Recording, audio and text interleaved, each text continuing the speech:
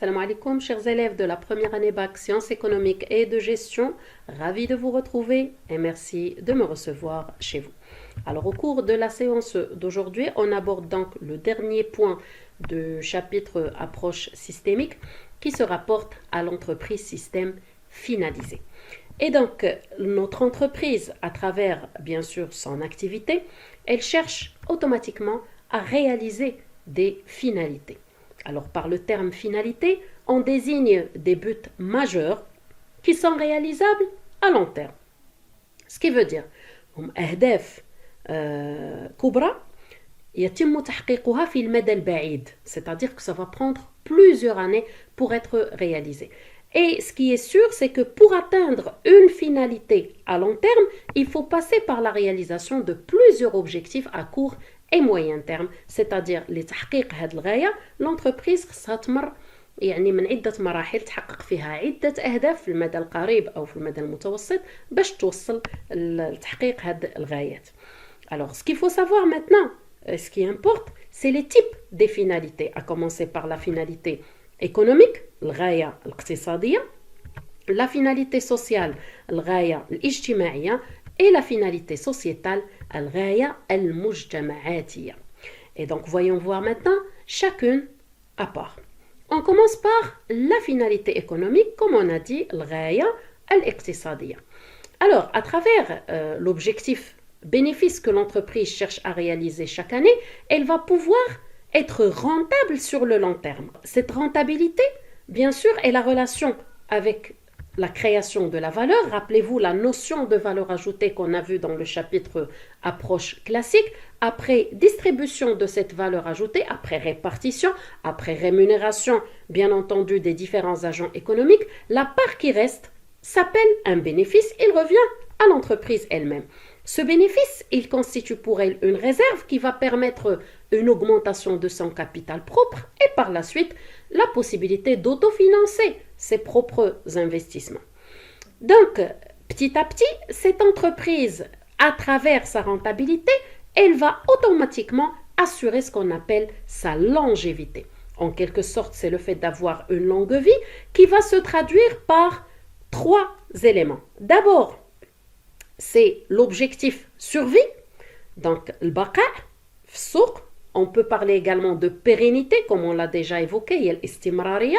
Deux, la croissance, c'est-à-dire qu'une fois bien installée sur son marché, l'entreprise va automatiquement penser à s'accroître, à s'agrandir et surtout à assurer son objectif indépendance, que ce soit l'indépendance culturelle ou l'indépendance financière vis-à-vis des banques.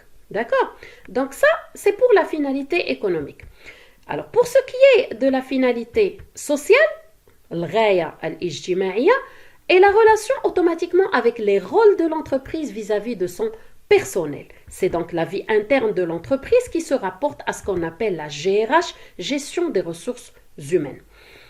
Alors, cette gestion de ressources humaines, bien sûr, comporte plusieurs domaines. Alors, les plus importants qu'on va aborder maintenant, c'est d'abord la rémunération ou la bonne rémunération de ses employés, de ses collaborateurs, leur motivation à travers plusieurs critères. Bien sûr, c'est ce qu'on va voir en détail dans les chapitres prochainement de la deuxième année bac. Et puis, grosso modo, c'est leur offrir les bonnes ou les meilleures conditions de travail. Sans oublier le contexte santé et sécurité au travail sur lesquels l'entreprise veille bien sûr au quotidien. Ceci, c'est pour leur assurer un bon climat social au sein de l'entreprise. Donc, واحد الجو اجتماعي يعني ملائم finalement للعمل. D'accord? Alors, on passe à la troisième finalité, c'est la finalité sociétale. Comme on vient de dire, هي الغاية المجتمعاتية, puisqu'elle a relation avec la société, المجتمع. Et donc, d'abord, l'entreprise, elle doit chercher à réduire son impact sur l'environnement écologique. Yani, elle doit essayer de réduire son influence négative sur l'environnement écologique ou ce qu'on appelle l'environnement naturel. C'est ce qui a relation avec ce qu'on appelle la protection de l'environnement, حماية البيئة. En parallèle, notre entreprise doit chercher à servir l'intérêt général. L'intérêt général ou al-maslaha al-amma. Donc toute action que l'entreprise peut financer pour être au service de la société, au service des citoyens, se classe dans cette catégorie, bien sûr, d'intérêt général. Exemple, l'entreprise peut tout simplement venir en aide à des associations, que ce soit associations humanitaires, c'est-à-dire Jam'iyat Khairiyya, ou des associations s'occupant de différents types de maladies. Alors, au-delà de ça, l'entreprise peut, par exemple, carrément construire des écoles ou financer la construction d'écoles dans les milieux ruraux, c'est-à-dire أنها تكلف بناية مدارس أو أقسام par exemple في المناطق القروية et ainsi de suite. Donc il y a pas mal d'actions que l'entreprise peut entreprendre dans ce sens et à travers ces actions, elle va gagner ce qu'on appelle l'image d'entreprise citoyenne, c'est-à-dire tout simplement martabat al-muqawala al-muwatina qui est au service de la société et des citoyens. Donc, pour récapituler tout ça, on va essayer de schématiser l'ensemble des finalités en même temps. On parle de finalités économiques qui englobent la rentabilité et la longévité de l'entreprise. On parle aussi de finalités sociales à travers les rôles de l'entreprise vis-à-vis de son personnel qui applique les principes de la GRH.